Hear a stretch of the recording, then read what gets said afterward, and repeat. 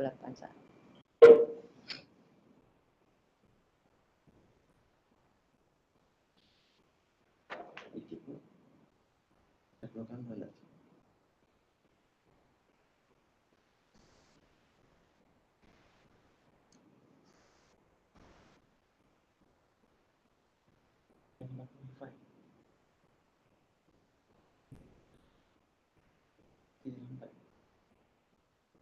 Refresh.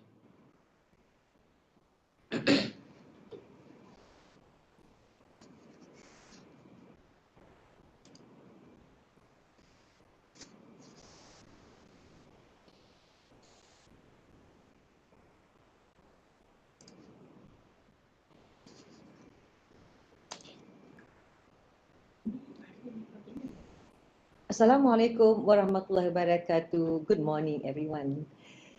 Welcome to IMR-SEAMEO webinar series 2021.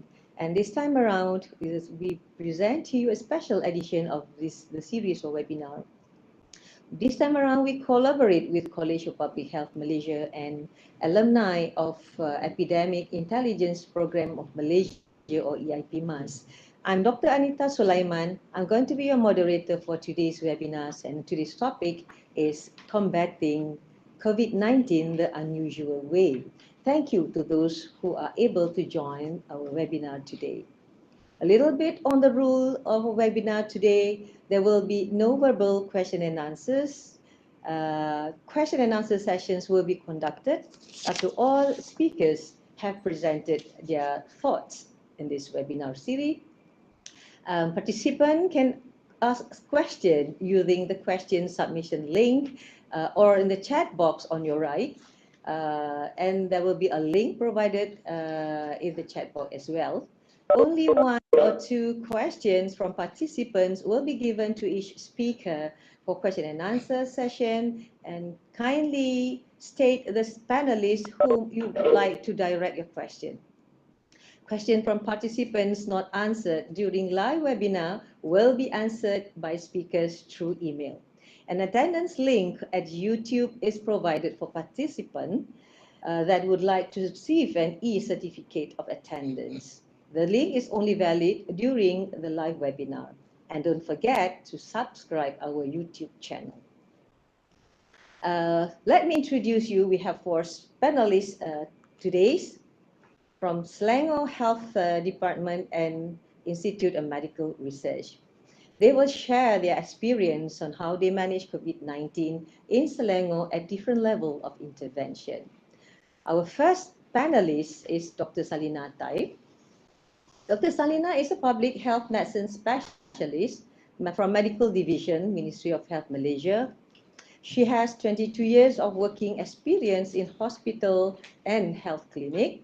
She has vast experience in the field of public health, and during COVID-19 pandemic, Dr. Salina directly involved in case detection and contact tracing with a surveillance team at Petaling District Health Office. And we all know Petaling District is the district that is worst hit by this pandemic.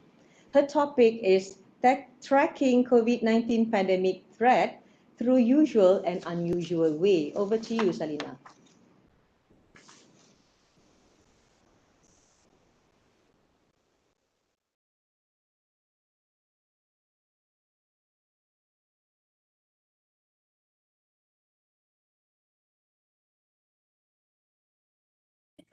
Right. Thank you, Madam Chair. Assalamualaikum and a very good morning to all. Thank you for giving me the opportunity to share the Petaling District experience in tracking COVID-19 to the unusual way. This is the content of my discussion. We all know that case investigation and contact tracing are the core of disease control measure. Tracking COVID-19 cases help to identify their sources of infection and their contact. We can inform the contact that they might be exposed, warn them for testing, and isolate if they are positive. This cascade will prevent further spread of COVID-19, thus breaking the chain of transmission. COVID-19 tracking can be done through manual, digital, or even hybrid methods. There are many advantages of using digital tracing method, especially when dealing with a larger size of epidemic. It's simpler to use, save healthcare workers' time, improve accuracy, and secure larger data set. However, it will incur higher initial costs and training, technical problems, and variability in internet access. In Malaysia, the Prevention and Control of Infectious Disease Act 1988 has warranted all COVID-19 cases to be notified to the nearest DHO in Section 10, contact tracing and its equivalent in Section 11, 14, and 15. Any person guilty of an offence under this Act shall be liable either for conviction or compound. Let us talk about Petaling district. DHO Petaling covers an area of 400 kilometers square with an estimation population of about 2 million. We are the first district in Malaysia affected with COVID-19, and up till now, cases escalate daily to a cumulative number of about 194,000. Selangor is one of the states hit badly by COVID-19. 1/3 of Malaysia cases come from Selangor. It has an incidence rate of about 196 per 100,000 population. About 30% of Selangor cases come from district Petaling, with an incidence rate of about 113 per 100,000 population. All COVID cases will be investigated upon receiving notification. This will initiate a cascade of other case finding through contact tracing and screening. Positive cases will be sent for isolation, admission and treatment, and eventually curbing the disease transmission. DHO Petaling Outbreak Management Committee divided its human resources into essential teams, including case investigation and contact tracing. Each team consists a minimum of 10 to 20 personnel. Their working hours are from 8 a.m. to 5 p.m. and sometimes up till late night. Average daily cases ranging from 300 to 3,000 and contact numbers are ×5 of cases. This table shows an estimated capabilities of our case investigation and contact tracing team. About a year prior our innovation, our average daily COVID-19 cases are around 300, and we take a minimum number of 5 contacts per case. About 1,500 people need to be manually investigated. Back then, our team only consists of 10 staff for case investigation and about 20 for handling all tasks related to contact tracing. Time spent to investigate each case or contact are about 20 minutes. We are able to investigate daily about 30 cases or contact per staff. Ultimately, only about 80% of cases and 40% contacts could be reached.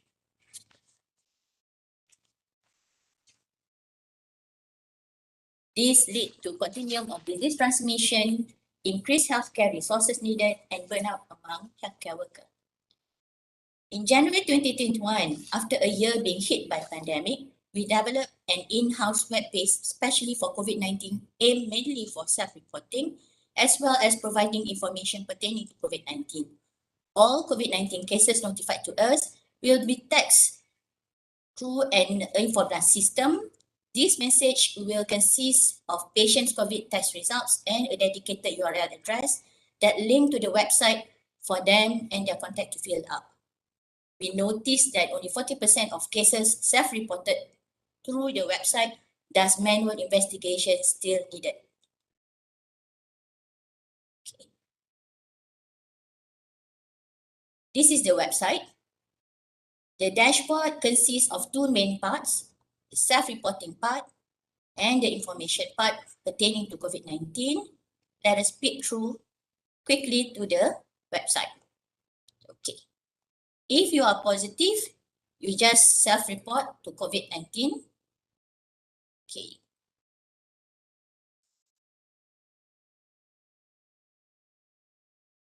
Right. All questions are in Google form. It's user-friendly with 2 languages and easy to understand. Patients need to self-report their social demographic, risk factors, past medical history, and COVID-19 related information. They can also book their appointment for COVID assessment center. COVID-19 cases need to share the URL link with their contacts.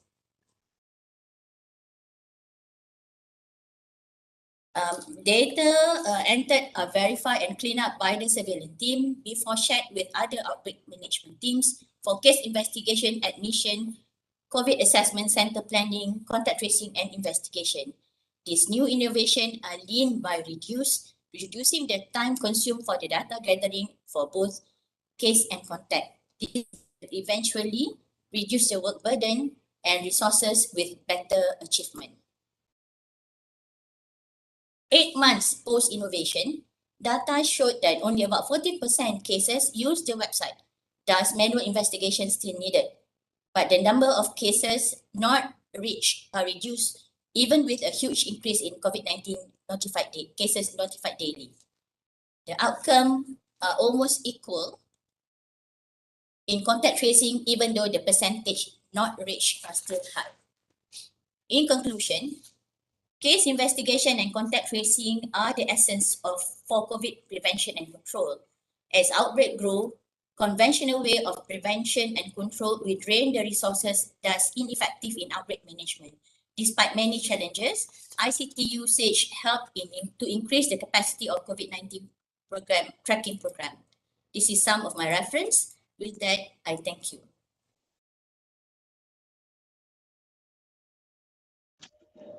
Thank you very much, Dr. Salina. Indeed, digitalization has a positive impact in public health measures.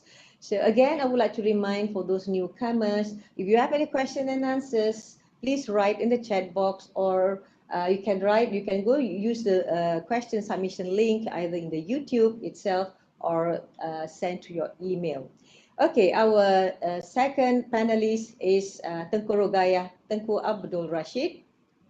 Tengku Rogayah is a senior researcher with Virology Unit, Institute of Medical Research.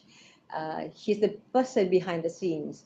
Apart from her research endeavor, Tengku Rogayah has important tasks in her hand, which is to ensure timely and accurate lab reporting of COVID-19 test results.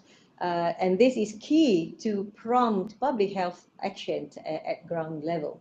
So her topic today is COVID-19 lab role, keeping up with SARS-CoV-2. Over to you, Dr. Tengku Rogayah.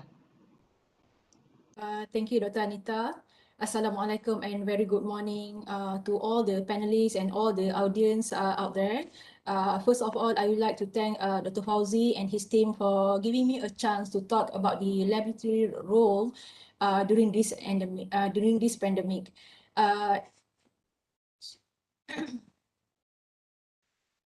Sorry.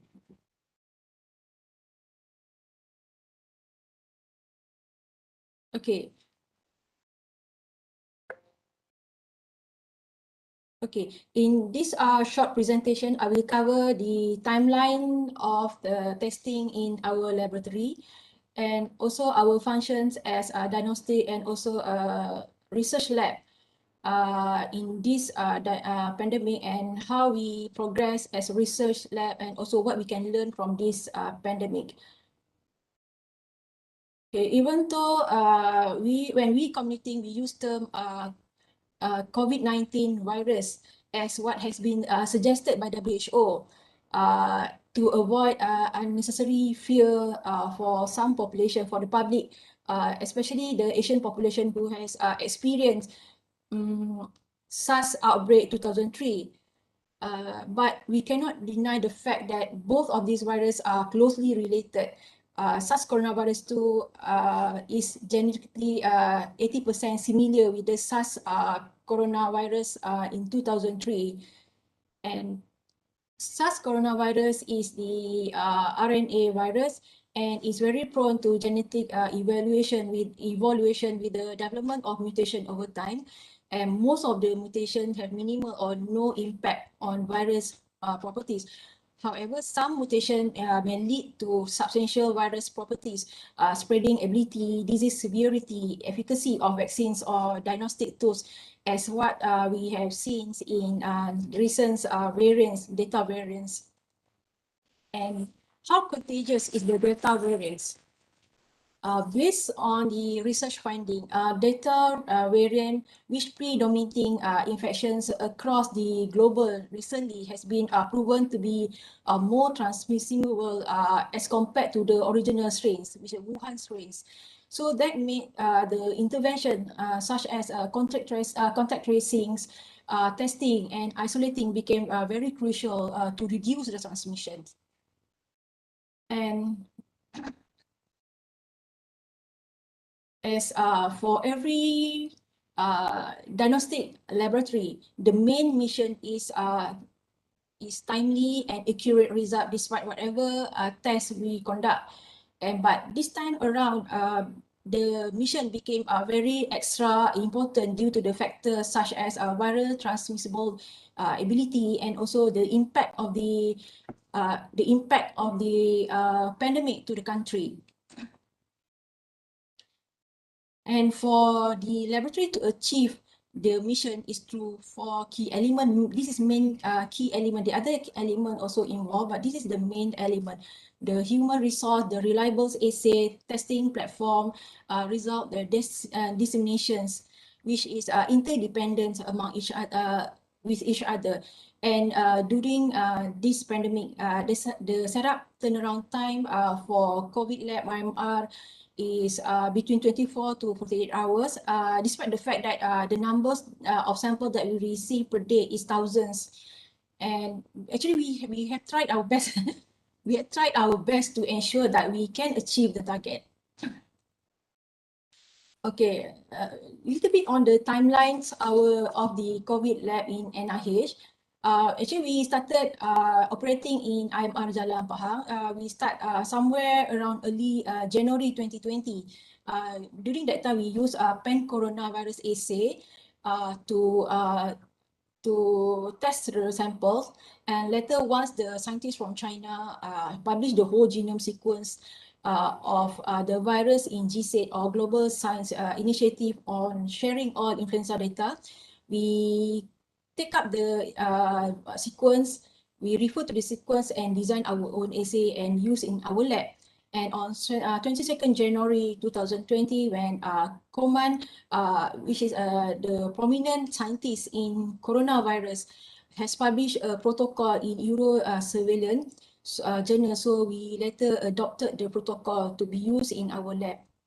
And during this time, we are operating at Jalan Pahang, and first week, the number of samples that we receive is only few, and later gradually increased to hundreds and later thousands per day. And later, due to a lot of limitation, because not only the limitations of the space and also the shortage of the reagents, everything, government has decided to open the lab in NIH, Setia Alam. So on 5th May 2020, we moved here in Setia Alam, and our lab capacity has been increased from around 1,000 to 1,002 at Jalan Pahang to 5,000 samples per day at Setia Alam. So that makes us as one of the biggest, highest capacity lab in Malaysia. And then to accommodate the high number of testing per day, we must have what we call that a high-end system. So to accommodate the high number of testing, our lab have been provided with a high throughput extraction system. And for the information, we only conducting real-time RT-PCR in our COVID lab. So in PCR testing, in any PCR testing, the most tedious and the most time-consuming is the extraction part, RNA extraction part. So with this high throughput system, it really helps us. And on top of that, we also have a very spacious laboratory in NIH. We have a dedicated room lab for every processing. For example, for sample processing, for muscle mix, for extraction, and also for the data entry, result registration, and so on. Another key element, the second key element is the reliable assay. Because unlike the pandemic H1N1 in 2009, where the test kit is very limited, And during this pandemic, we have seen an advance of numerous real-time PCR kit in the market. But we are very fortunate because MDA has stipulated that the only kit that can be used in the testing is the test kit which has achieved 100% both of in sensitivity and specificity, then can be used for and must have a MDA approval letter, so that save the lab from doing a lot of verification and validation process. And another key element for us to make sure that we can perform actually is the reporting of the test. Is very important actually, even though we can produce a fast result, but it's very important for us to make sure that the result can be sent to our requester. So first, when we conduct our testing in IMR, we are using the old method. We used to convert our report to PDF and upload manually every piece by piece into email and send. And it was really stressful because we also depends on the internet line in our unit. And because of that, it takes a very long time for us to send back the result to requester. And later, our unit pengurusan specimen has come up with this great system, which we call as a SMIS or Specimen Management Information System, which expedite the result dissemination from IMR to the hospital. And it really saved us from upload the result by piece. And then somewhere in April 2020, we moved the adopt to SIMCA system, which has connected all facilities, including private lab in Malaysia for the purpose of reporting. So despite whatever system that we use, the most challenging in reporting is we have to key in manually every single patient data, such as name, ID, sample, type, and etc. And bear in mind, we are dealing with thousands of samples per day, and really take times. So because we have to really carefully key in the data, especially the ID, so that the requester can access. The main problem occurred is the requester sometimes cannot access the data due to different in ID. But for us, we solely depend on whatever written in the form, and sometimes it's very hard to read the handwriting. So somewhere around October, we asked the PKD to key in the data by themselves, so to avoid inaccessible results. So the practice is also really help us in expedite the disseminations of the result. Okay, the last key element is manpower. In the early outbreak, the staff involved were only from Virology unit.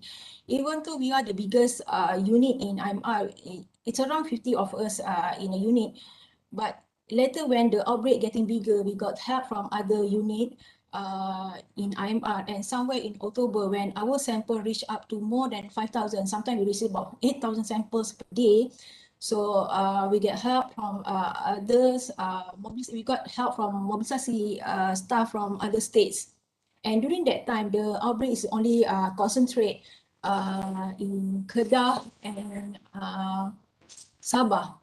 And somewhere on end of last year and early this year, during the third wave, where the outbreak was all over Malaysia, when the states taken back all their staff, so we were given the contract staff and my staff to help us in everything.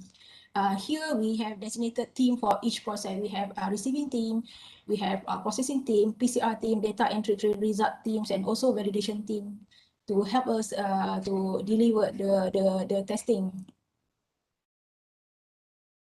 Okay, other than doing diagnostic, we also involved in other roles. Here, I want to highlight is the kit evaluation role. So far, we have evaluated almost 400 kits. Some of the kit is the same but different lots number and sent by different company.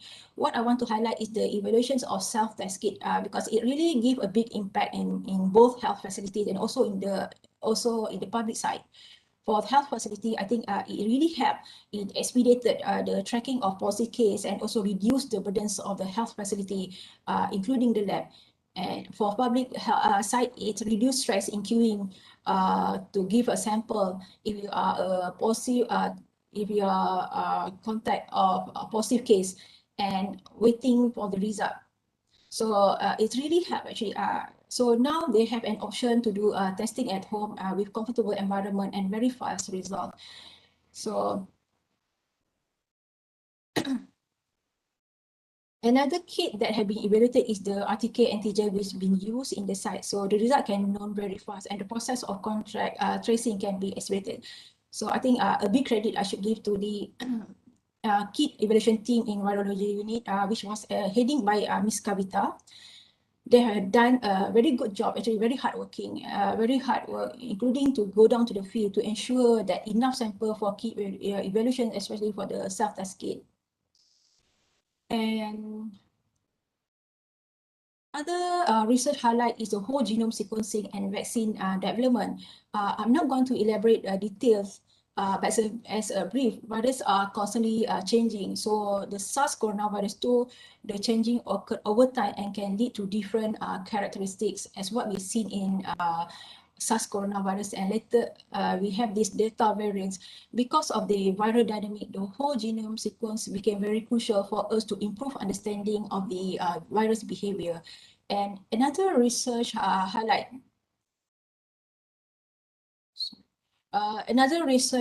is the vaccine development. Since we know vaccines is very important in combating the virus outbreak, so it will be very useful if we can develop our own capability in producing vaccine. At least we are less depends to the supplier from outside. And okay, what is we can do for the futures? Okay, due to the impact of this pandemic, there's a lot of things that we have to revise in order for us to prepare for other outbreak in the future. What we are supposed to do, what can we improve, what we do wrong to this pandemic, and what we should have. And whatever we do, it is better if we can less dependent on others. With that, I end my presentations and thank you.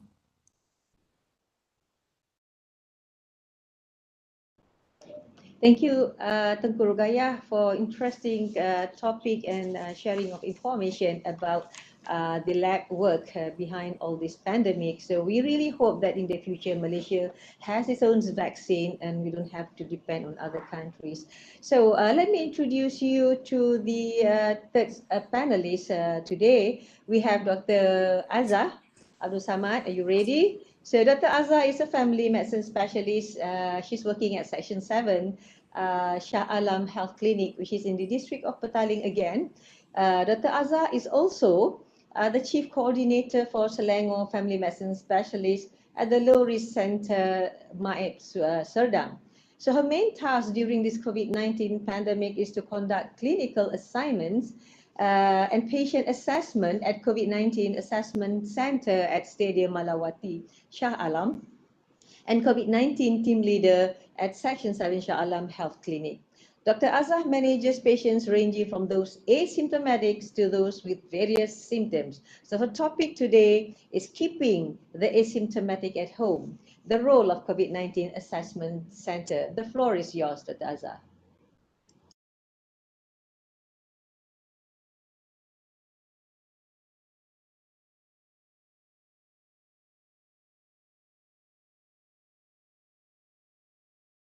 Assalamualaikum warahmatullahi wabarakatuh and very good morning.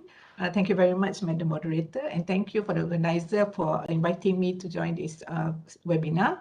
Okay, so this is a topic that I'm going to bring this morning. These are the list of contents of my presentation. Okay, let's see what the chronology of development of CAC. It followed following a directive from the DG of Health Malaysia, where the circular said all the asymptomatic and mild symptoms can be at home. So after that, we had several training sessions nationwide. And CAC is unique. We used to call it CAC, COVID Assessment Center. It's unique because the location can vary. It can be at any Ministry of Health premises and also private premises. And it depends on the workload and the needs and the suitability. So it can be at any community halls or even stadiums. So what are the functions of CAC? It has two functions. One is a physical assessment and the other is a home monitoring. So when a patient has had been diagnosed, they should come to CAC to be assessed at the initial visit. We assess the patient and we decide whether the patients are suitable or not for home monitoring, or are they required admission. Then they also come on their release day, where we evaluate them again and we cut their wristband and give them their release order. And for those who are home monitored, the home monitoring team will monitor them daily through apps. And if there are a need, they would escalate for admission and we will arrange a home pickup for the patient. CAC will also provide data to the District Health Office for further planning and management. And for certain CACs, if they have enough manpower, there are additional work that, such as contact tracing and also swabs. So let's see the timeline for COVID-19 infection. Okay, on the left side is the viral load. On the right side is the antibody response, and you can see the timeline at the x-axis. So generally, patient will have mild symptoms during the course of disease until day 10. So it's under the blue line here, all right? But some patients will deteriorate after day 5, and they will progress to severe illness and even critical illness due to the exaggerated immune response. So that's why it's important for us to monitor them, although they are being home quarantined.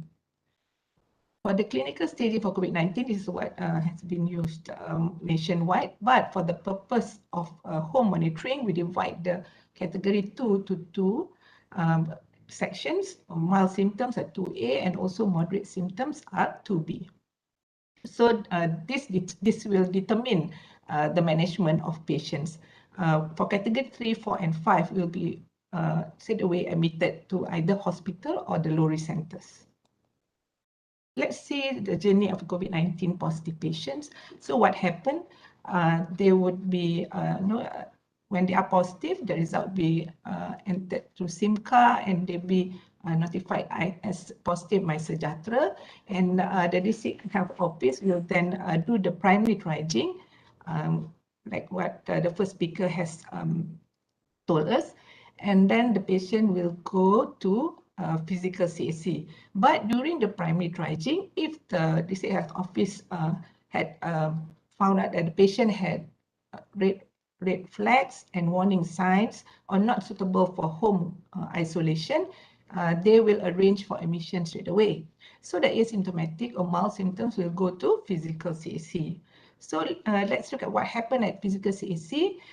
They also receive walk-in patients. The patients who are positive but has not been reached or contacted by anybody, they would walk in. And at the CAC, we will register the patient, monitor them using apps. So at in Selangor, we use Selangkah apps. Then we do some physical examination and recertify. And then we decide whether the patient has to be admitted to a hospital or low-risk center, or if they're not in the high-risk group, they'll be monitored and enrolled into the home monitoring system using the apps. We have a home monitoring team, so the patient are required to fill up their home assessment tool twice a day in the monitoring system. And everyone will be given a CAC helpline in case they have things to ask. So, so there are two, like I said just now, there are two components, because physical assessment and also the home monitoring process. So if you see, to have a good home monitoring team, you have to have trained human resources using standardized questionnaires. So you have to train them. And then you have to have tools, laptops, desktop, internet connection, and also a good app. It's a bonus if patient has pulse oximeter, and also other apparatus like thermometer or blood pressure set. And we must also remember what is the exit strategy for the patient in case they have imminency or in crisis. So we have to have transportation available for the patient in case we need the patient to go to the hospital or patient themselves want to go to the hospital. And of course, not to forget, we have to have hospital beds for these patients. And last but very important, the patient themselves. We need to really counsel them that they have to do their home assessment tool. They must be warned of the warning signs and they must be truthful. So adherence is very important for home monitoring. If not, we won't be getting the data and we can't monitor the patient. So this, I'm working in CAC Malawati. That's the biggest CAC in Malaysia. We can cater for 1,400 patients per day, but at our peak time, we have had almost 5,000 patients per day. So what happened at the physical CAC? Patient will come walk in or appointment. They install their Salangka apps, create account, fill out personal information, and at the registration counter, we check the personal details, then we assess them. So we also have health inspectors at CAC, at our CAC, so they give out home surveillance order, and we also have, so after assessment, they either go to health inspector or if they are deemed in emergency situation, they be admitted. So there'll be several resolution here. They be discharged to go back home with really the given release order if they have completed isolation, and then they'll be enrolled to either home monitoring or they'll be admitted if they have any emergency. Let's see, this is the comparison. These are the attendances for Selangor, total attendances to CAC in purple and green in home monitoring. If you can see, this is the peak here, week 28 and 29. The home monitoring requirement is at least twice or thrice the number of the physical attendances to the CAC. It's because when we monitor them, we have to monitor them for 10 days. And sometimes there are people who monitor more than 10 days if the symptoms continue. So that's why the numbers keep accumulating. So what are the challenges that we faced? Overwhelmed primary triage. So when this happens, the district health office are not able to reach out to the positive patients on time. So that's when you see a lot of patients do not know what to do and all that. And then we have congested CAC. So they have long waiting hours. They waited outside and it took a longer time to finish assessment. We have inadequate resources in terms of human resource, transportation, and also operators. And don't forget, our home monitoring resources are also inadequate. And of course, the hospital beds at that time, there was inadequate beds. So what are the new initiatives? Okay, one, because the DHO, District Health Office cannot cope, MOH has set up a virtual CAC. It is manned by the HQ. So they will contact now the patient. They will help. So they act as a primary triager as well. So the positive patients will be contacted by the virtual CAC. There is a new criteria for home isolation. So not all patients need to come to CAC. There's also digital home surveillance order, replacing the old paper that is issued by the health inspectors. And we have interagency collaboration with volunteers, NGOs, donation, and also private practitioners. So with this collaboration, we get more physical and also human resources. And we have, for the hospital disposition beds, we have a centralized bed management unit, and the coordinator is the regional emergency physician. And this is a new one also, community empowerment, where they self-test, they self-upload, and they self-monitor their own health, of course, with our supervision. These are the new criteria. If they are asymptomatic, they stay at home. But if they are symptomatic or they are asymptomatic but has this criteria, more than 6 years old, obese, kidney failure, and also infant less than 1 month and pregnant, they should come to the CAC. So let's see where in the flow the changes are. Okay, self-notification, okay, self-test, self-upload, and also they receive a digital HSO. The primary triaging is now taken over by virtual CAC. And then if there's asymptomatic, they stay at home, except for the high-risk patients. And at virtual CAC, they use automation, infoblast, and all the robocall. So that will help, the automation will help the team. And at physical CAC, there's not much changes. But here we train volunteers, so the volunteers can help us doing the call at virtual and also at our home monitoring team. So that are the new initiatives. But if you see, these are the numbers in blue are the total attendances to Malaysia, and the numbers in the orange line are the total attendances to CAC Selangor. I think the first speaker has mentioned Selangor contributes to about 1/3 to 50% of our total Malaysian cases. So when we did the intervention, the new initiatives, our attendances to physical CAC has reduced. So if you see CAC has moved forward, we use digitalization and automation, and also we include community empowerment in the strategy. There are, of course, pros and cons to this initiative. Okay, first, if you see, what are the pros of this patient? Outpatient management is appropriate for most patients with COVID-19. So in 80% of them, they are mild and does not warrant admission. So keeping them at home, avoid congestion and unnecessary burden to the already overwhelmed healthcare system. Then using teleconsultation can prevent unnecessary in-person medical visits. It also reduces the risk of potentially exposing other people to COVID virus. In the lesser congested CAC, the doctors can focus more on the ill patients.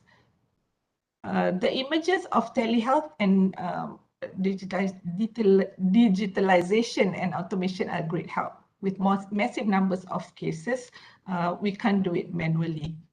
And empowerment of community is very important. They are given the responsibility to take care of themselves, their health and the family. More educational materials you can see now in the mass media. What are the disadvantages of this strategy? First, you deprive patients on physical assessment because some patients still prefer to meet their healthcare provider face-to-face. But by saying this, CAC allows walk-in. Now, some patients are not compliant in filling up the home assessment tool as instructed. There are a few who declared wrongly, and also I don't know whether they do it intentionally or some patients do not want to get admitted.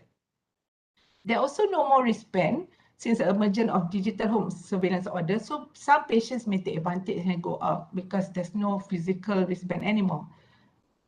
There is a group of patients may find it difficult to use apps like the elderly, foreigners, illiterate, and those who cannot afford even a smartphone. Do not forget the stigma of carrying COVID-19 diagnosis. This issue is often overlooked because some patients have been locked out of the house when they were diagnosed positive and they come back to us because they have nowhere to go. And of course, the upgrading of facilities and resources would incur costs, but in the long run, it would benefit everyone. So that are the disadvantages. So we'll see the strategies again. So data on primary care management of COVID-19 is still lacking. We know most patients are in category 1 and display minimal symptoms. So our strategy that we use are only available on based on the clinical experience. We're also learning as we grow and live together with the virus. So the approach actually is based also on a rapidly developing evidence-based scenario, taking into account the patient's clinical and social circumstances as well as available local resources. The approach to care is flexible. As disease evolves, treatment guidelines are also developed, adjusting to for limited resources, aim to reduce the burden on overall healthcare system. So the protocol may vary according to institution, region, and also resource availability, and it may probably change over a several week period in response to the such number of patients. Yeah. Community empowerment is the way forward. Give them the trust and accountability to take care of their own health. Knowledge on the disease should be imparted using the media platform. So so that they can also be an agent of change. The digitalization and also automation is greatly needed in managing high density population like Petaling or Selangor, because it is almost impossible to do containment and contact tracing manually, as we are actually in the race of virus, who's faster, we or the virus. A coordinated care program that includes initial risk certification, physical assessment, dedicated CAC, and a close relationship with the local hospital or emergency department is greatly in favor for good results. Working closely with interagency and AGOs would create more physical and human resources. They can be trained and replicate our tasks. And last but most important strategy is to have a good and strong leadership that can give clear and precise instruction in a timely manner based on feedbacks from the ground and able to create a good teamwork. Okay, with that, I end my presentation. Thank you. Thank you, Dr. Azah, for your wonderful talk this morning. Okay, just another reminder for those newcomers. So if you wish to have e-certificate, you can access it at the attendance link at the YouTube. So, and those who have questions in hand, please write in the chat box at YouTube, or you can send your question at the question submission link. Okay, now we have our last panelist today with us. So let me introduce you to the last panelist. He is Dato Indera Dr. Shaari Ngadiman. So Dato Indera is a Selangor State Health Director. He's a senior public health physician and with more than 3 decades of experience in public health program at various levels in Malaysia.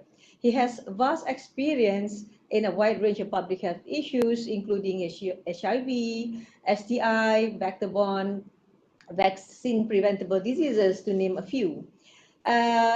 He is the anchor for COVID-19 management in Selangor and also the Central Territory at one time. So he's going to share his thoughts today. His topic is management of COVID-19 patient from low-risk center to integrated hospital. MAEPS has it all. Over to you, Dato.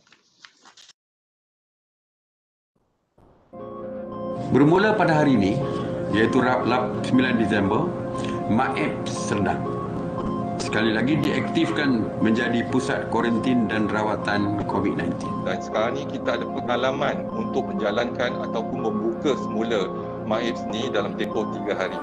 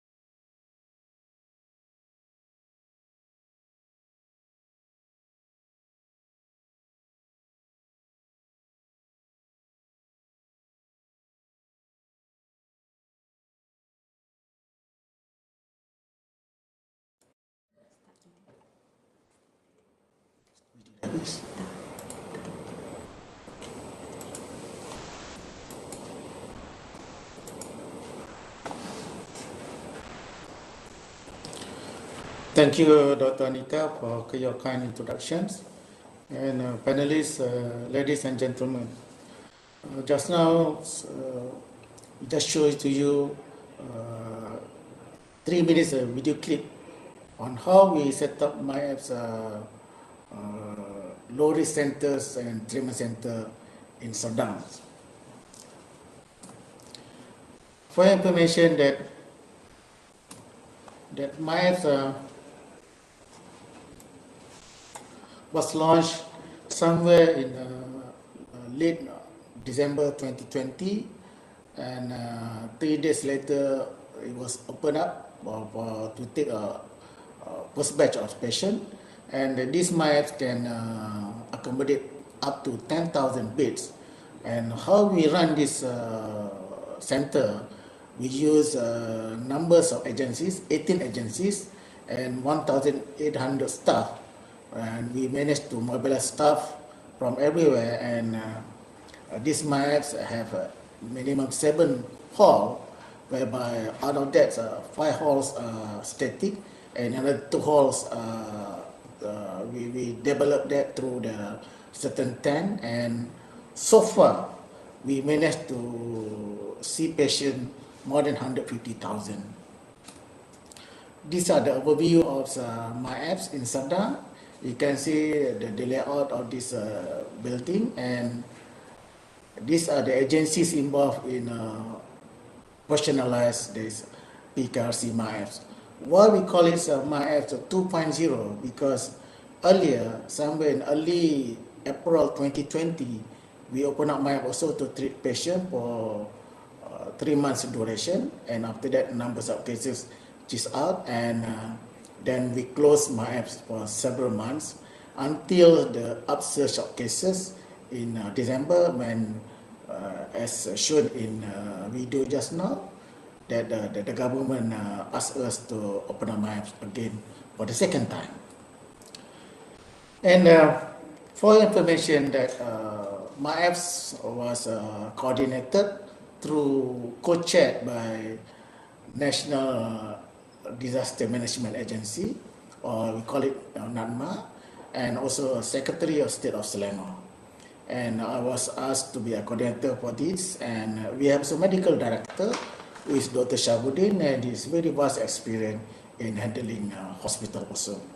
Under that, we have a deputy director for clinicals, we have deputy directors for services, and also for management, and also for the lab facilities. How we set up this MyApps 2.0? As mentioned just now, the first hall, we have a few halls here. For example, like Hall D2, where we our office here in Hall D2. All agencies stationed here, and we have numbers of meeting rooms and so discussion room. And here is our heart of this MyApps 2.0. And here also another facilities is Hall C, whereby earlier the Hall C start work somewhere in 7th of December, where given 2-3 days to make sure that this Hall C able to take first batch of patient, and the first admission was occurred in 9th of December. And later on, we improved further the Hall C into 1,020 beds. We use double-decker beds, and the progress starts somewhere 23rd of December. Within a day, we managed to get numbers of patients. And another one is Hall DG. DG is a ground level of Block D, and here they're able to cater 800 beds, and we managed to use camp bed to assure that this facility is able to take some numbers of cases. And the start work was on the 9th of December, and we managed to take a first batch of patient in this Hall DG on 11th of December. Another hall is Hall A. These are the biggest hall here in MyApps. Initially, it was set up for 1,400 beds, and the start work somewhere on the 10th of December, and the first batch of patient was admitted here on the 12th of December. You can see that between Hall C, Hall DG, and Hall A, within a few days time they've been set up and able to admit numbers of cases. But for the Hall A, we improved further by providing 2,960 beds. And by end of December, we have several thousand of beds available for MAF 2.0. Since numbers of cases increasing, the management, we have a discussion, and we managed to ask the management to set another hall, we call it Hall E. And Hall E took 10 days to be set up, and the first admission was on the Christmas Day 2020, and this hall, the Hall E, able to cater for 2,000 cases. We had 2,000 beds here. And since the number of cases was increasing, and we need another hall, we call it Hall B. And Hall B start work somewhere in 18th of December, and patients start be admitted on the 21st December 2020. In this Hall B, initially we have 868 beds, but later on we improved further on the mezzanine floor with another 352 beds, come with more than 1,000 beds available in Hall B. And here are and furthermore, with numbers of cases among the families, for example, sometimes mothers infected and their child also infected. So we have a thought that time to have, we call it family hall. And we managed to convert the Hall D1 at the Block D Level 1 to be a Malaysian hall, whereby in this facility, we're supposed to have a female side, male side, and we can also accommodate numbers of child there. Hall D1 can cater for 1,400 cases. And beside that also, since numbers of cases be admitted, when we are afraid if there is numbers of cases need further management, so we set up a district hospital in Miles. We call it Hall B.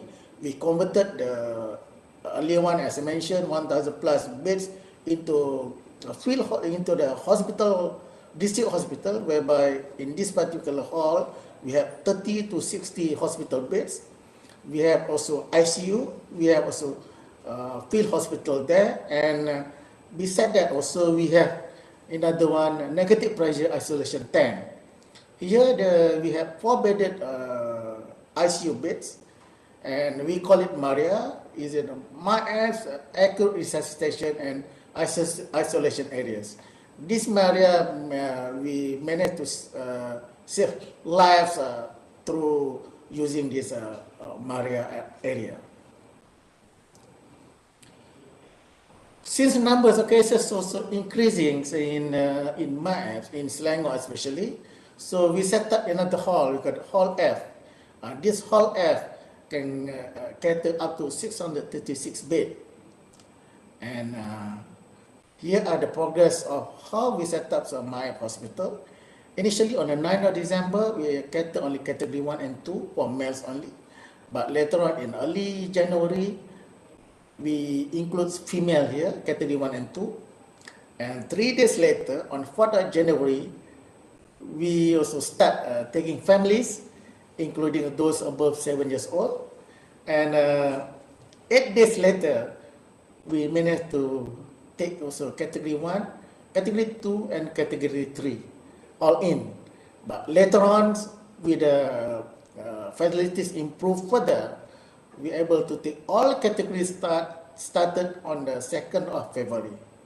And that particular period also, we managed to equip the hospitals with more than more than 3,000 oxygen cylinders, 1,500 oxygen concentrators, more access machine, and so on. So our aim is to assure that a patient be admitted in MAS being taken care properly. And our approach, as you mentioned just now, with Dr. Azah mentioning regarding case being seen in CAC, And so through Dr. Salina just now, how she managed to get screening, contact tracing, whatsoever. All these cases, once they get the information and this case need to be hospitalized, we inform the Unified Command Center. And for your information, Unified Command Center is being placed in MAEPS Serdang. And there, the Unified Command Center being managed by regional emergency physician. And this center will direct where the patient should be. For example, the CAC, they have cases of COVID-19, which category 1 or 2 until category 5, and where they should be admitted. It should be a day where they should be admitted in the hospital, or should be admitted in MAEPS. For information, earlier that we have Hospital Sungai Buloh in Selangor is a fully COVID hospital. Veterans, we increase further to a few more hospitals to be COVID hospital, i.e. Hospital Ampang, Hospital Selayang, and Hospital Serdang. There are 4 hospitals in Selangor be converted into fully COVID hospital. And Hospital Shah Alam will be non-COVID hospital, and the other hospital in Selangor is hybrid hospital, whereby in Kuala Lumpur, HKL and also Cheras will be a hybrid hospital. These are numbers of facility that we send cases through Unified Command Center. And then the Unified Command Center will, after they divide the cases, then they will, we have our officers where the MAEPS or in hospital we take care necessarily. And in MAEPS we able to see cases 24 hours. Any cases being sent to the MAEPS, we are working for 24/7. In MAEPS, we have a different approach. For the category 1 and category 2, we have health centers in each hall. Each hall, we place in numbers of medical officers, nurses, and paramedics, and also the physician in charge is the family physician, will be the person who in charge for the health centers in each hall. And these health centers operated daily from 10 a.m. until 1 p.m. For the other category, 3, 4, and 5, they will be managed at Hall B and at the Maria, as I mentioned just now, is MAEPS acute resuscitation and isolation area, also for 24/7. And in Maria and Hall B, be managed by physician and also emergency physician. Another one is, as I mentioned just now, Central Bed Management Unit. So the aim here is to make sure that admission and discharge be managed properly. We have also take care of our daily statistic, diet. We have also placed for patient requests and any complaints from the patient, any family requests or sending materials for the patient, and also liaison for our internal and external requests. For the pediatrics and family medicine issues, the case with the management is run by family physician, and through our family physician in Selangor, we take the rotation every week. So the family physician in Selangor take their turns weekly, and they did rounds, daily rounds, and they only manage pediatric cases above 3 years old, and also any pregnancy above 20 weeks. And for your information that here in MAEPS, we have numbers of physician, emergency physician, obstetrician, pediatrician, and FMS here. And in MAEPS also, we've been supported by at least 650 nurses. We have 800 medical assistants. We have roughly around 250 medical officers. And in MAEPS also, what we have also medical transport unit, whereby we have numbers of ambulance, we have numbers of bus, we have also numbers of bus ambulance for patient transfer and also for inter-house transfer, especially for X-rays. To assure that patient being taken care properly, there are also pathological services, radiological services, and other things that in MAF, and we have also mental health and psychological support service being given to patient and also staff. Up to last week, we managed 151,545 cases, whereby 58,000 was among foreigners and the rest are Malaysian. And most of the patients, 66% are male. And for your information, for MAF Serdang, we are not only taking care of patients in Selangor and Kuala Lumpur, we did also receive patients from Negeri Sembilan, Negeri Sembilan, Melaka, Perak, Pahang, Johor, and also Terengganu. How we manage this MAF 2.0? We managed to succeed till now because number one, being supported by political will of our leaders. Our leaders want to make sure that patients being taken care properly, and through setups of MAFs, and we use that MAFs to convert MAFs from agricultural exhibition center to the hospitals. Number two is we managed to get through because we have a workable policy. As mentioned by Dr. Azah just now, the policies set up from central level until the state level and also at the district level, we use that kind of policy to assure that this center be managed properly. And the reason why we try to do that, because we try to save life. The number three, why we managed to succeed, because participation from all parties, especially any agencies related to care and also to assure that services are being given properly. And number four, we strive to persevere to do services to our people. Besides, as I mentioned just now, we have also a few facilities for the patient inside the hall. We have also mini playground for the children being admitted. We have also a gymnasium for these people, the COVID cases in their each hall. We have also prayer area for them. We have lounge, and we have also digital community center whereby any patients who want to use that for communication and even to look their emails or whatsoever, we can use the digital communication center that provided in each hall. As I mentioned just now, we have also converted buses into bus ambulance, and to assure that oxygen-based supply in MAF uninterrupted, we already set up a mini oxygen filling plant there in MAF itself. To assure that our staff are also healthy, not burn out, and also assure that patients will take care properly, we set up mental health psychosocial support and being managed by our doctors and also counselors. There's numbers of counselors being placed here to provide mental health psychosocial support. Definitely, once we put patient there, we have certain clinical waste. We do manage clinical waste properly through our system, and till now we have more than 230,000 kilos of clinical waste, and including 174 kilos of linen and laundries.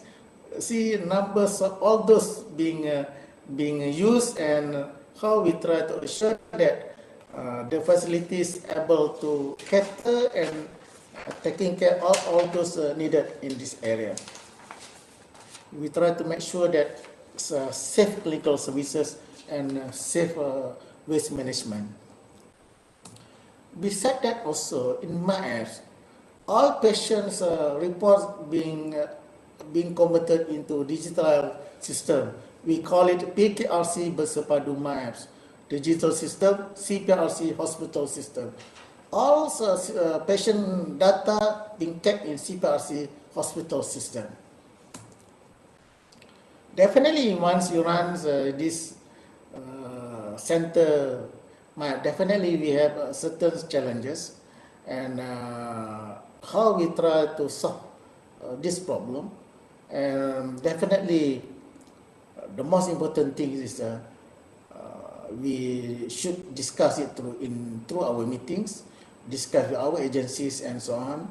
And certain issues regarding clinical issue also been taken care properly by our physician there. And since at the beginning we had only limited numbers of cases, until certain time up to 8,000 cases be admitted, definitely we need to upgrade the online system there in MyApps. For your information, MyApps are fully, they have 5G Wi-Fi there. But although it's a 5G Wi-Fi, sometimes if not all patients are using that line, definitely there is some hiccup there. But we try to make sure that the system will functioning properly. To assure that the services be given at the most level, so what we did, we mobilized numbers of staff. The staff mobilization not only from Selangor and Kuala Lumpur itself, but also throughout Malaysia, including Sabah and Sarawak to MyApps. And any urgent matter we need to discuss, we discuss it there, we solve it there in MyApps itself. This is how we try to assure that MyApps will provide care for the patient, and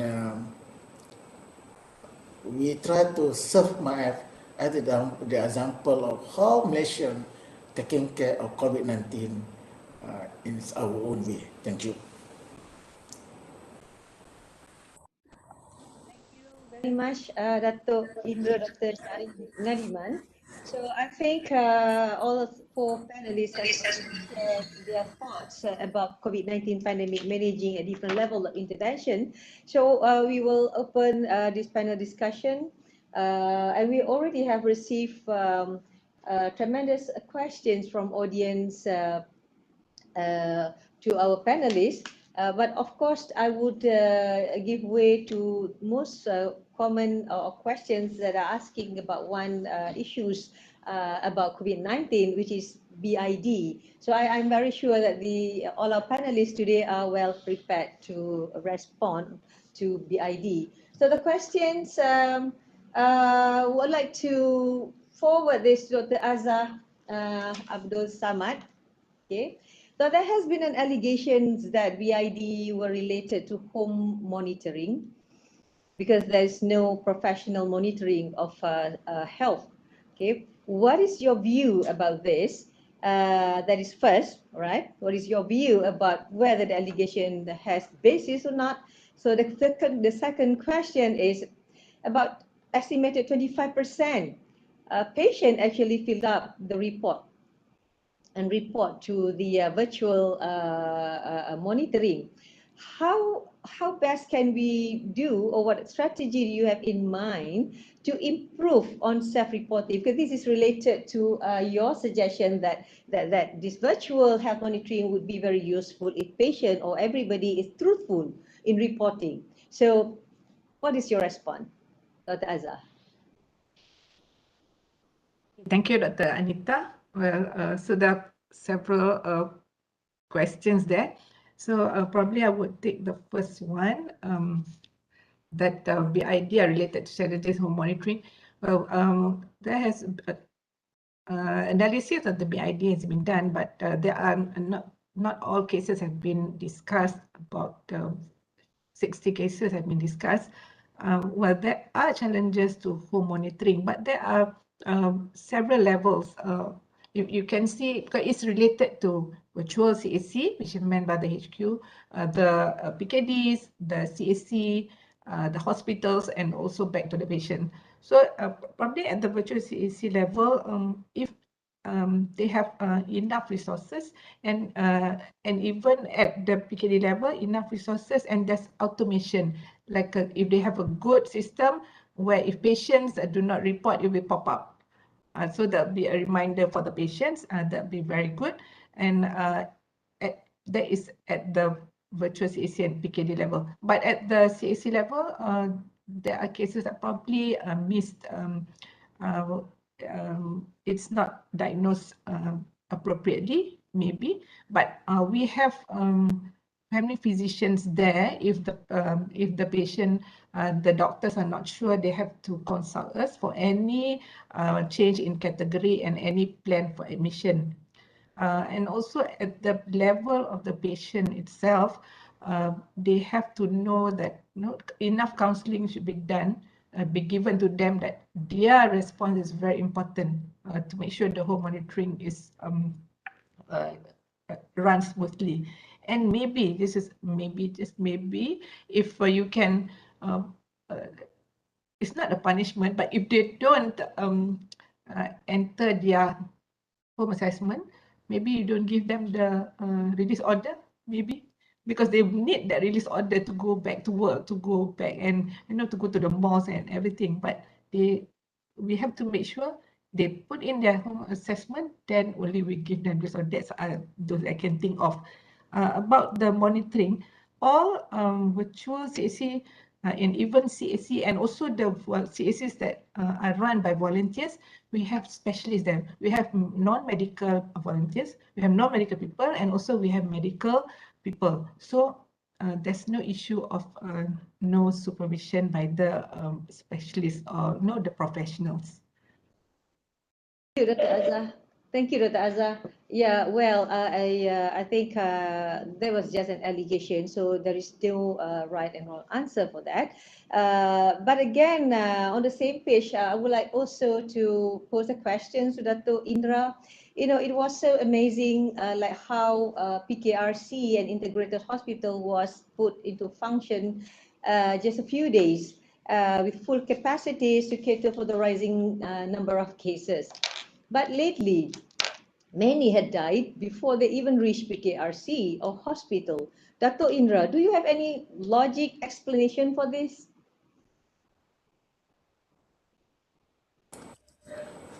Thank you, Dr. Anita. It's really a difficult question for me.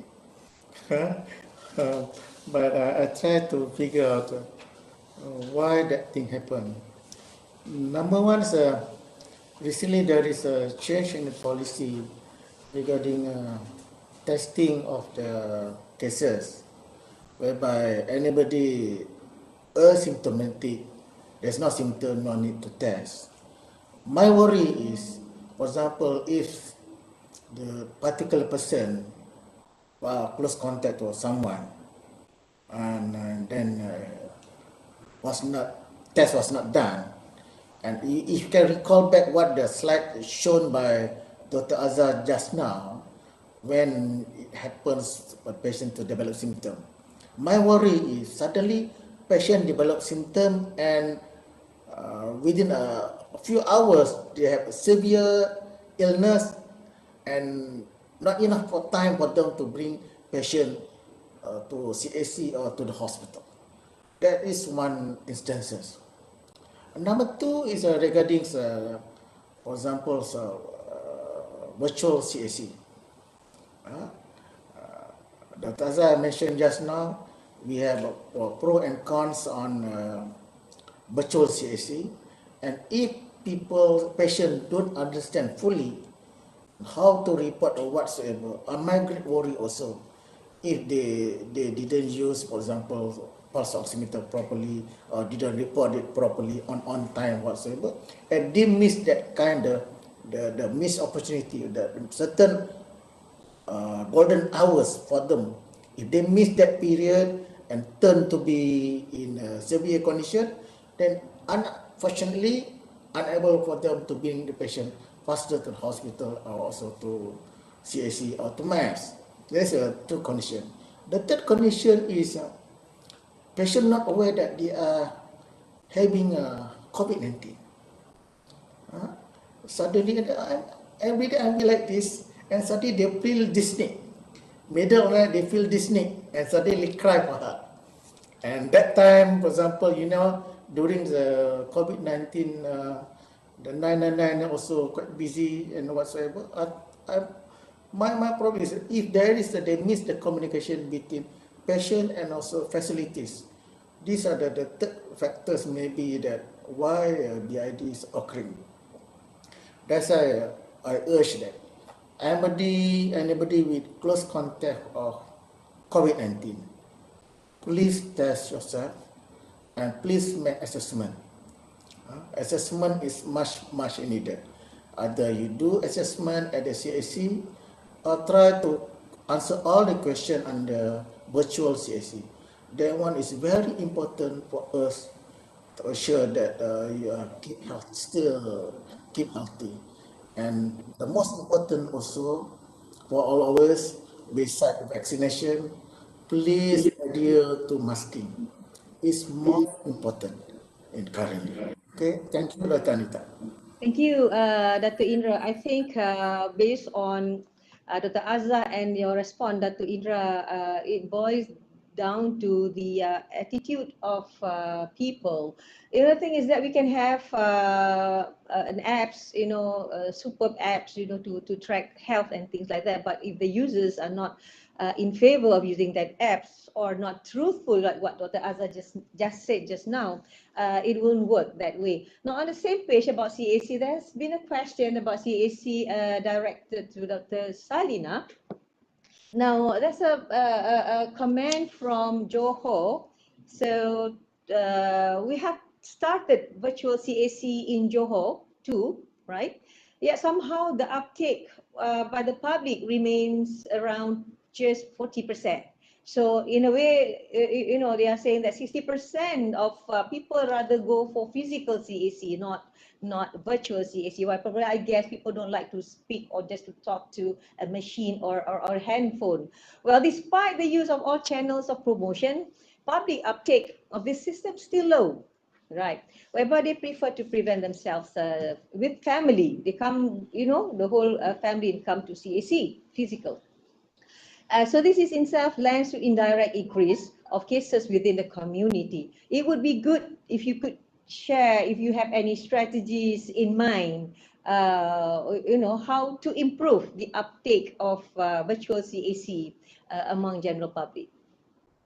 Maybe it is not only directed to Dr. Salina, so probably this is a discussion, probably in between Dr. Azah or Dato Indra also can chip in.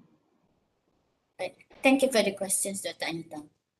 We are facing the same issue where maybe public are either not ready to change, inexperienced, having unstable internet bandwidth, or having issue with the data protection.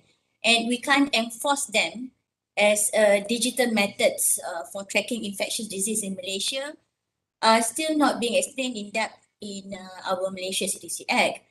But having said that, this is one of the initiatives that we are using.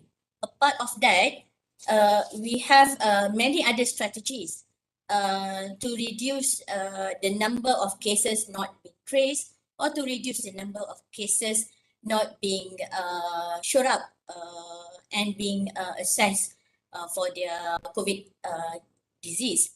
What we did in Petaling district, we are trying our best to mobilize our human resources, especially to the essential teams such as surveillance, case investigation, contact tracing, and even COVID assessment center.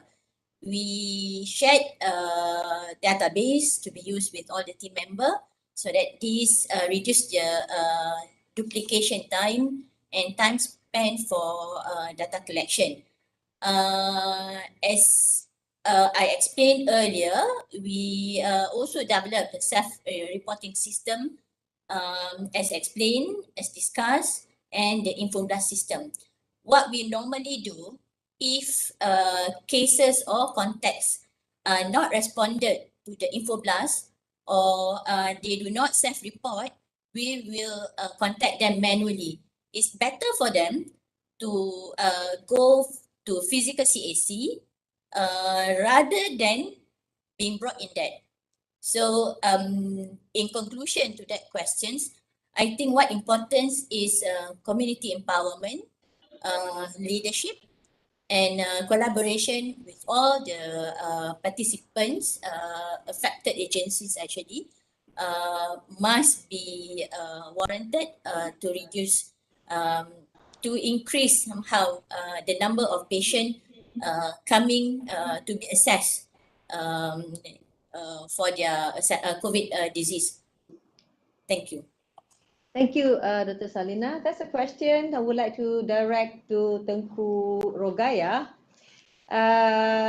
If you are asked to increase testing capacity in the country, if you can see that now Selangor, the new cases is already in the decline pattern, and so do mortality and BID.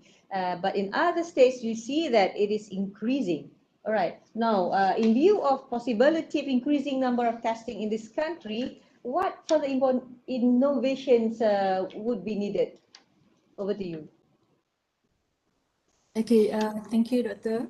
Actually, in order for us to make sure that we still can successfully deliver the missions where to submit the result within 24 to 48 hours during our turnaround time. So that's we have to venture in the innovations of cut short of the PCR testing. One of the factors is to cut short. Nowadays, there's a lot of testing, the PCR test where they decrease the number, the process of extraction, and some they process PCR without the extraction. So maybe we can do that. Actually, we can adopt the protocol.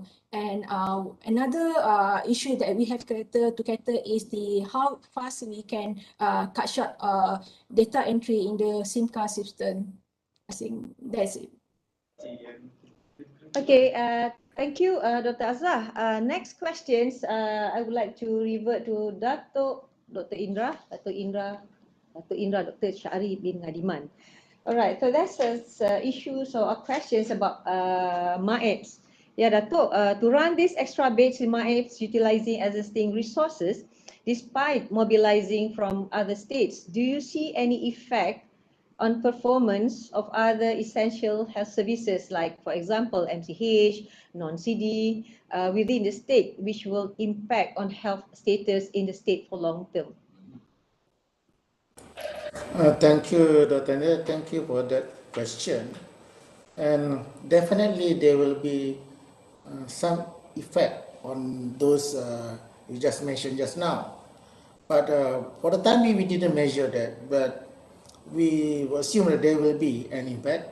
And to assure that the services still running, what we did, we allow 25% of our daily cases being seen in our facility, especially in health centers. We improve other facility, for example, like drive-through. We lengthen the duration of prescribing from 1 month to 3 months or 6 months if needed. And sometimes we allow also for the patient to communicate with their doctors if they have the facility. Like the virtual CAC, what we did, we communicate with patient through our facilities and also patient to assure that non-CD is being managed properly. For the MCH also, we didn't disturb the facility, but we reduced to 50%. For others, non-CD, we reduced to 25%. This is how we approach in our health facility. And why we reduce that? Because we try to use staff to be mobilized in the CAC and also PKRC, and also doing for contact tracing. Okay, thank you. Thank you, Dato. This is the next question is for Dr. Azah. Dr. Azah, we were talking about backlog of cases just now in your presentation. Now, there's a question seeking your opinion, so that this is coming from other states. They are facing with increasing number of cases. So they have seen that how at one time Selangor was, had faced issues on transportation. So people have been waiting at home, for the ambulance or transport to arrive to bring them to either to hospitals or MAEP. So at the end of the day, they waited. They have to call for a private ambulance like that, and the cost, escalating, things like that. So, but in other states, they are now seeing what is happening in Selangor before. So they would like your views or your suggestions, strategy. How can they tackle or be prepared with transportation issues should their cases increase like Selangor? Okay, thank you. Yes, ambulance transportation has been a problem at our peak.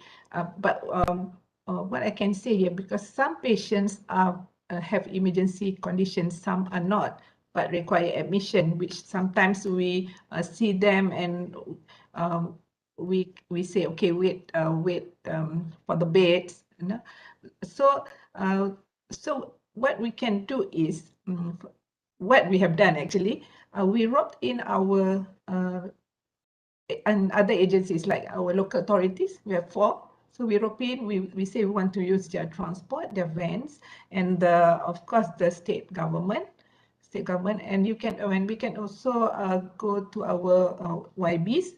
So they will provide us with transportation vehicles, the MPVs. So these vehicles can be used for the non-emergency. So in that, if we use that for the non-emergency, so our ambulances or any St. John's and everything can be used for the emergency cases. So we strategize, we prioritize who uses the ambulance and who can use the the ordinary vehicles, right? Thank you, Dr. Azah. If we can mobilize whatever resources that could provide the services of transportation, I think other states should be prepared. Dr. Anita, maybe I can chip in that.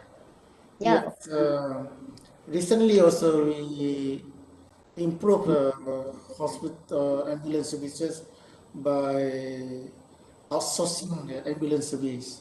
We ask the private sector to chip in and paid by the government on that matter. And at the same time also we enhance the calling system to assure patient being reached. This is the 2 approach that we're using there. And the third one is we also improve further by having extra vehicle donated by one of the agency, 30 of them for the Klang Valley to transport patient. And the number 4, we convert 5 buses to be as a bus ambulance. Through that approach, we hope that I think number of cases been managed to be seen timely. Thank you. Yeah, thank you, Dato, for your input. Certainly, there must be a central monitoring, that manage this whole transport, whether it is coming from private or whether it is coming from within state of health department, or whether it's coming from other government agencies. So who actually at Selangor manage the mobilization of this transport, or giving call number and monitor who's to be fetched first? So we are using the central calling system, and the base management unit they will respond for that. And whatever call we are going through the regional unit and through the base management unit. Yeah. Okay, thank you. Dr. Salina, that's a question for you. What is the difference because you mentioned about the before and the after the innovations in doing things, especially the contact tracing, monitoring, So what is the difference in the outcome, right, of case investigation and contact tracing after the implementation of those innovations? Do you feel or do you see improvement, or do you feel that, something better should have been done? Thank you for the questions.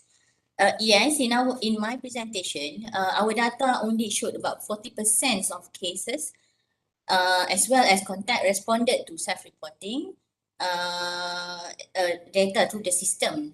So this 40% actually reduces our burden for the case investigators and contact tracing investigator team in terms of data collection, and the time spent reduced to half for those cases and contact needed verification of the data.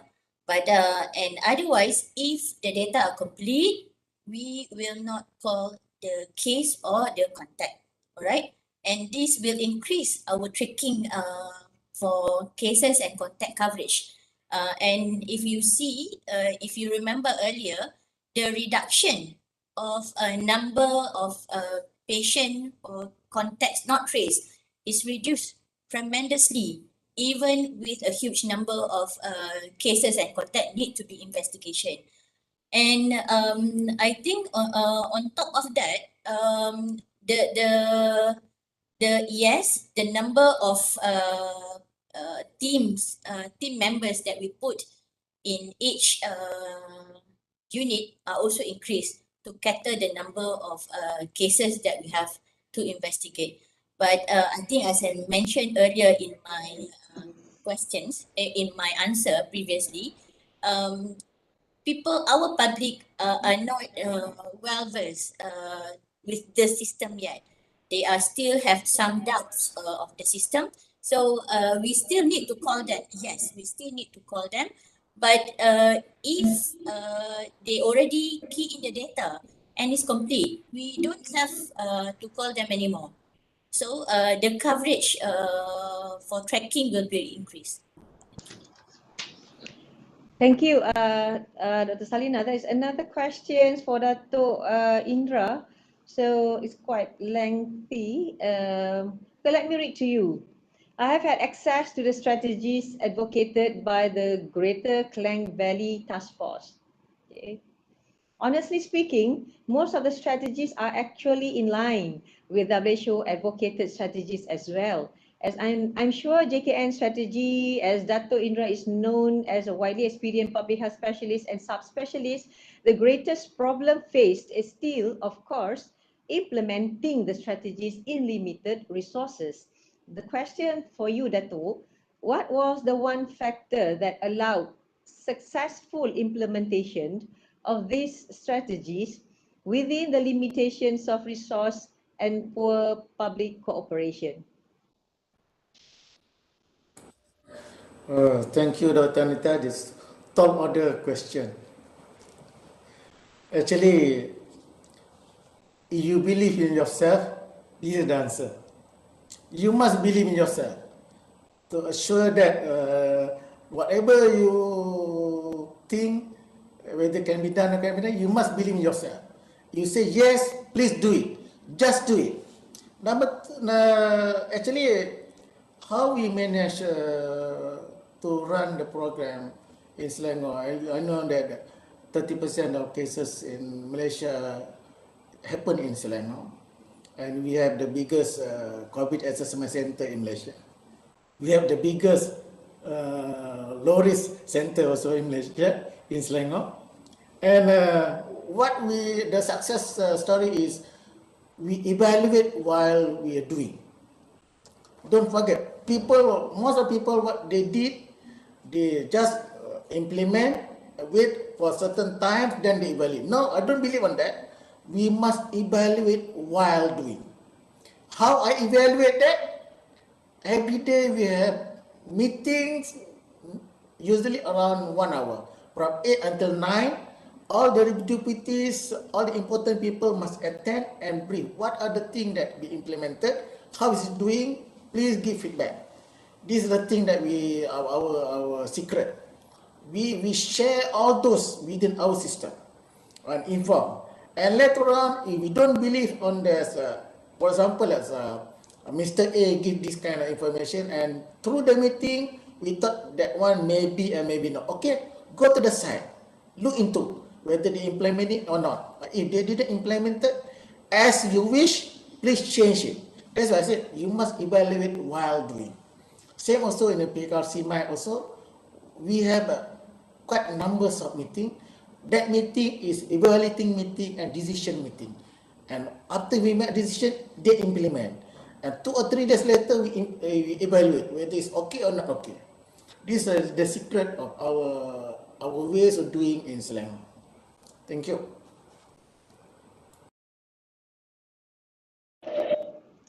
Okay, Dato, thank you very much. On the same notes, you can see that Selangor is lucky that being the most urbanized state in Malaysia, you have the biggest exhibition center that you can set up a low-risk center there. You have most hospitals fully equipped for COVID-19 that you can convert that into a COVID-19 hospitals. Well, this is a question from other states who does not have the luxury of having big premise or non-health premise that they could convert into a low-risk center.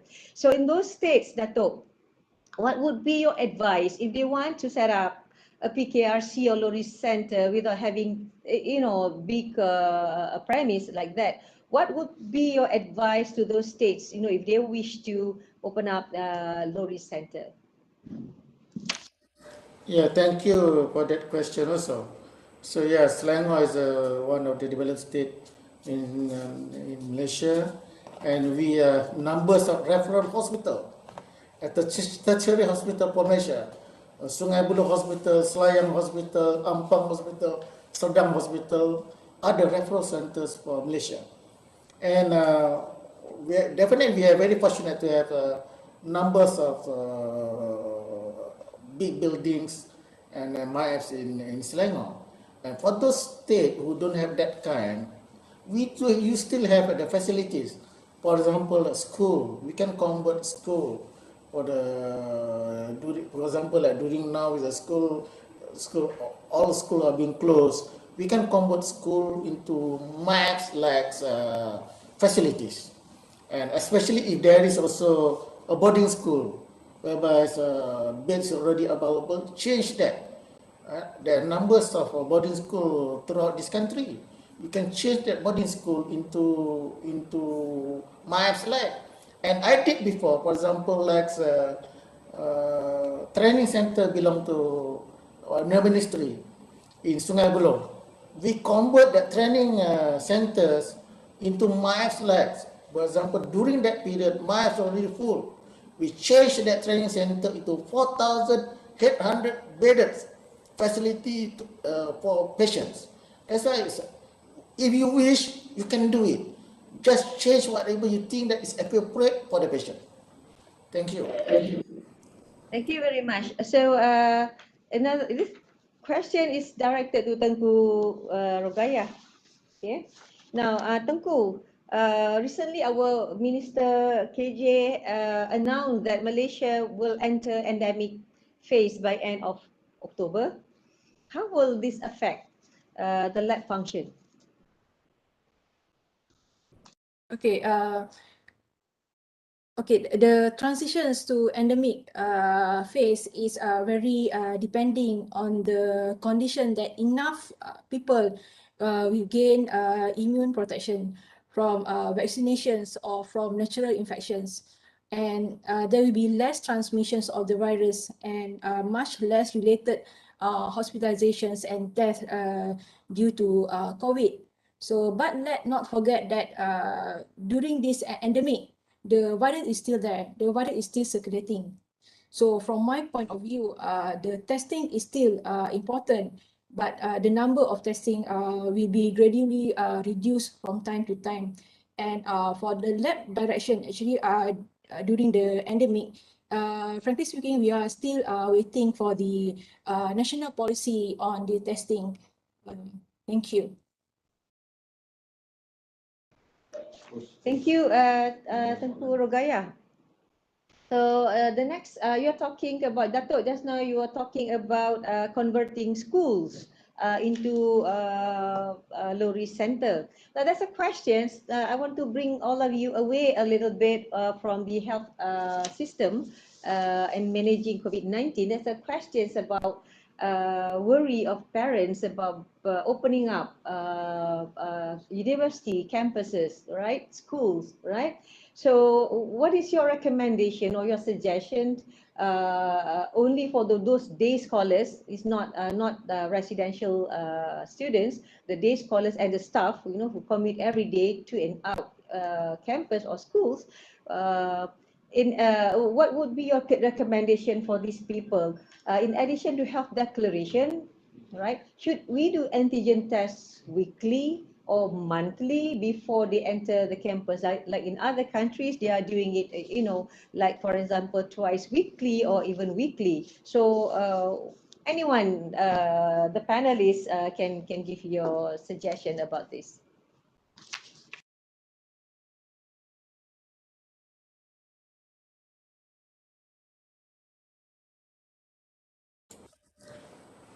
Actually, it's a no size fits all.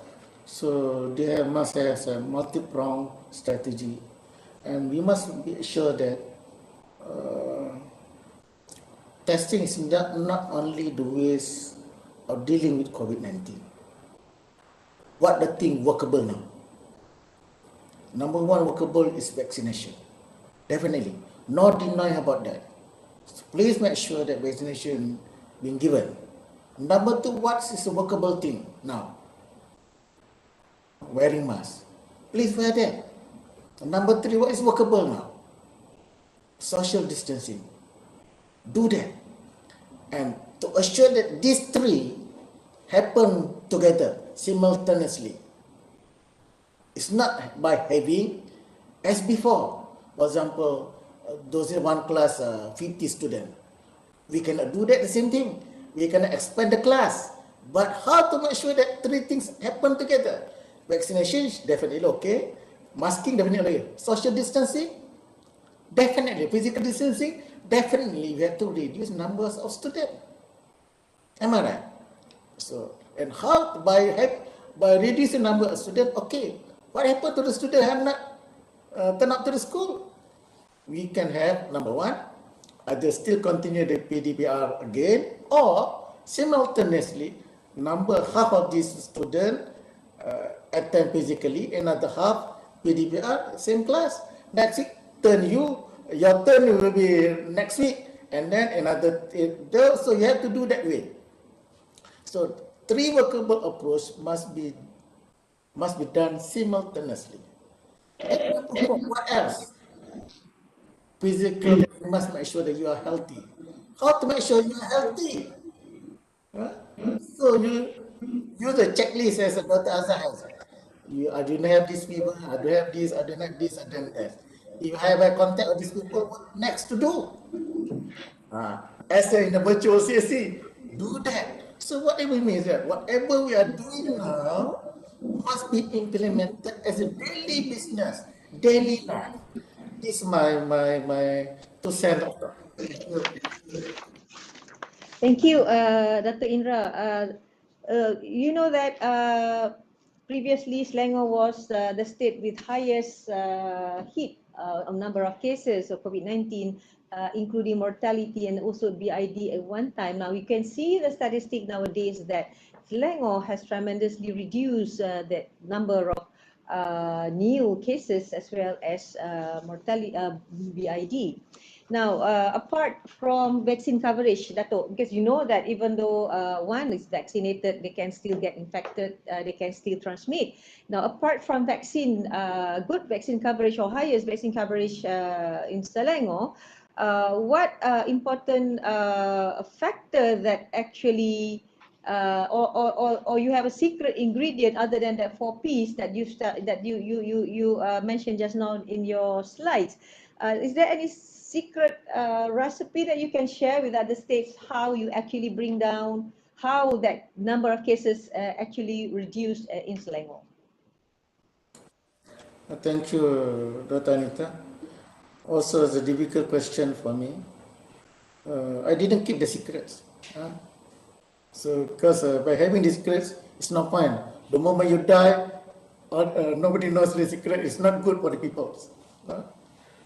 Secret recipe is good because you know you have the cakes, everything is secret recipe, so you need some secrets So, anyway. so for Islam, we still continue the same testing strategy. You must understand that 80% of tests in Selangor being carried out in private facilities. Anybody wants to go for testing, go for it. I'm much happy now because the positivity rate in Selangor, it was almost 25% before, now less than 10%. We still continue the testing strategy.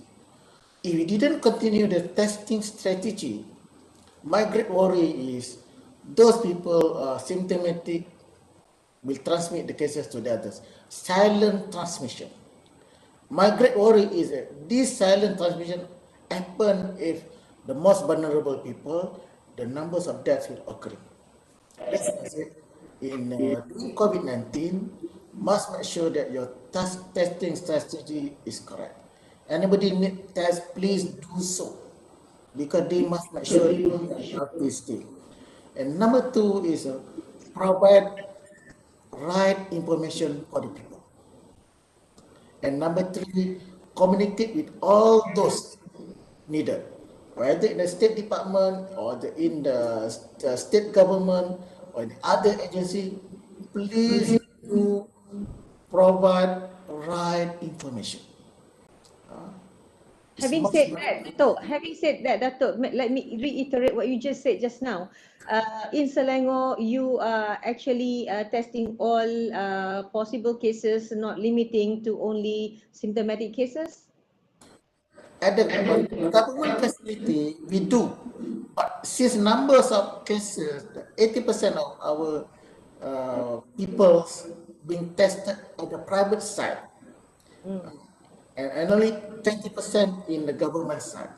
In the government side, if we see that the patient is close contact, they come in with close contact with you, we did testing because part of the WHO strategy to must make sure that the positivity rate below 5%. If you tested all those only symptomatic, you can get right that percent. Your positivity rate is quite high. That's why the close contact, because you must understand that we have numbers of people who are who are being vaccinated also can get infection. So by having a vaccination, you only reduce two. Number one, severity of illness, and number two, you are reducing death or reducing hospitalization. This is a function of the vaccine. We didn't cut the transmission. But for those who close contact with the positive case, they need also to do the test, because and my great worry is if these people didn't do the test and they are not being put in quarantine, they will go anywhere, as Dr. Azah mentioned just now. Pro and cons on the virtual CSE. They can go anywhere they like because they don't, nobody monitor them unless they want to use the Masjatra in the facility shows you are close contact. So otherwise, you just go blindly. So the way that testing is much needed to assure that we're able to reduce the transmission. Thank you, Dato. I think again, I think Selangor is just lucky because you have a lot of private hospital and centers where people can just walk in and get their blood tested for COVID-19, regardless of whether they are symptomatic or not, or whether they are contacts or not. Anybody can just go in. I think this is a way. The difference between Selangor, I guess, with other states, where in some states people are focusing more on the symptomatic cases only. Thank you, Dato, for that response. Now, there's a question again about the spread of COVID-19 among healthcare workers. For the question is that we cannot deny that COVID-19 do affect healthcare workers. All right, and it's pretty alarming. So what can we do to prevent this, and how do we overcome this? Probably Dr. Azah, you know, because you are very close to the healthcare workers, you see them daily, you know. So yes, increased number. How? What do you think? What you have in your plan to prevent this from happening in the future? Okay, for the healthcare workers, they can be infected actually by two ways. One is probably in the community through their families, and second is of course at the workplace. At the workplace, if we implement wearing the PPEs, adjusting to the following, adhering to the SOPs, would probably be protected. The risk is very much less. But it's when they are outside of the facility, then you can't control them. So, but what we do is, if we know they have symptoms and because they are healthcare workers, they have symptoms, they are in close contact, so we'll probably test them and not let them come to work, to let them spread. Because we are healthcare workers, we can, if we are we don't want them to spread to other healthcare workers or even to the patients. So it's basically back to them also to adhere to SOP outside the healthcare premise. Thank you, Azah. Dato, just now you were talking about schools, student going back to school. Now again, talking about children. You know that there are many instances that both parents are infected, so leaving behind parents, children's unattended. So maybe you can share, how Selangor tackle these issues. Is there any specific strategy to take care or to how to say protect or to give their life back, especially those kids or children's home parents both are infected, admitted, or even died of COVID? This is a bit outside the healthcare system. Oh, thank you, Dr. Anita. Still related to health, still what we did in hospitals and also in MAEPS, for those children infected, number one, children infected and mothers or parents negative, discordant, so discordant cases. For this case, we assess the children and also inform the mothers. Either children need to be admitted, and when we counsel the mothers to take care of the children, and we ask the mothers to put in a consent that she will take care her children, and where we place these cases, we place these cases in MAEPS. And we have a special area whereby we put a discordant patient there, and they follow through and we examine both. And we also did a test before and after being discharged to the parents who take care of their children. That one is for the discordant children positive. For the mothers positive, and they have the children, number one, our approach, we inform the parent, please, if is there anybody else to take care of the children? And their relative, they inform their relative and the relative to take care of the children. But we also ask them, please do test before and after the release.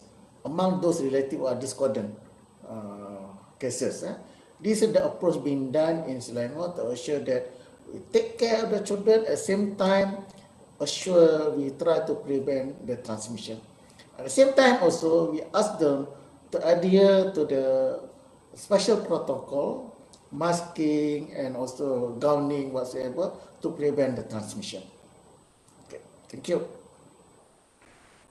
And okay. Thank you. Yeah. Okay. Yep. Thank you very much, panelists. I think we have already reached the end of the sessions today. 2 hours is rather too short because there's still a lot of questions need to be addressed. However, those questions will be addressed by speakers or panelists through email. So I would like to wrap up this whole webinar today. So we have learned a great deal of information about digital technology, how it is being forced or to replace, or I would rather say enhance the traditional, the manual modes of contact tracing and patient monitoring. So tracing the threats, testing, quarantine, isolation are key to public health measures if we want to combat COVID-19. There is no two ways about it. However, it must be done in a different way now. So we also have learned how Selangor, with limited manpower and resources at the beginning of the pandemic, were able to identify, quickly convert non-health premises, which is MAEPS, into an integrated COVID-19 quarantine in just few days. There are more, of course, to learn about COVID-19, and I hope there will be a sequelae of this kind of webinar in the future. And finally, on behalf of the organizer, I would like to thank all panelists and audiences for your valuable time, especially on Monday, till we meet again in another platform. But before that, there's an announcement to make. Don't forget to join our next webinar. Our next webinar title will be Prioritizing Environmental Health for Healthier Communities in Global Recovery, which is that will be on the 24th of September 2021. And lastly, stay safe, be positive, but stay negative. Thank you very much.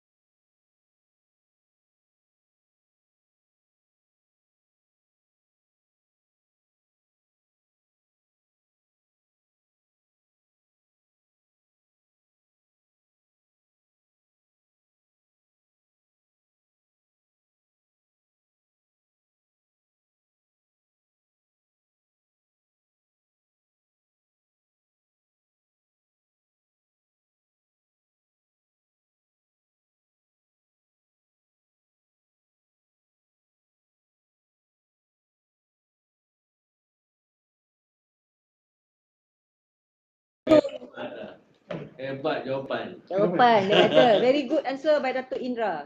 Dato ni Syarum. Johor lah tanya tadi tu soalan.